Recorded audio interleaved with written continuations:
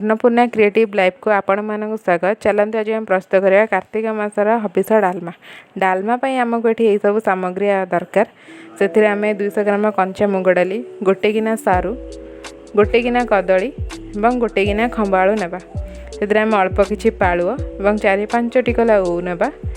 से आम कोराई रखिथिबा गोटे गिना नड़िया, फुटण आम जीरा, लंका, अदा और कंचा लंका को छेची नेबा।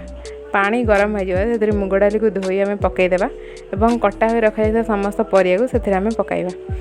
पकईवा पर ए स्वाद अनुसार लुण पकई आम या किसी समय फुटा छाड़देवा। किसी समय फुटिया पर से कदली बाहर थी फेण अंश को आम बाहर करदेवा।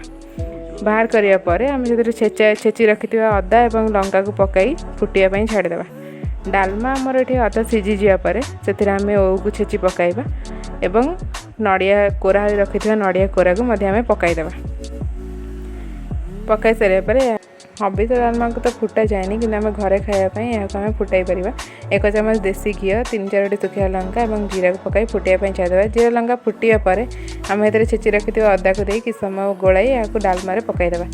आम पकई सारापर आम ए जीरा, सुखिया लंका और जीरार गुंड को दे घोड़े गैस फ्लेम को बंद करदेवा। हबिस डालमा।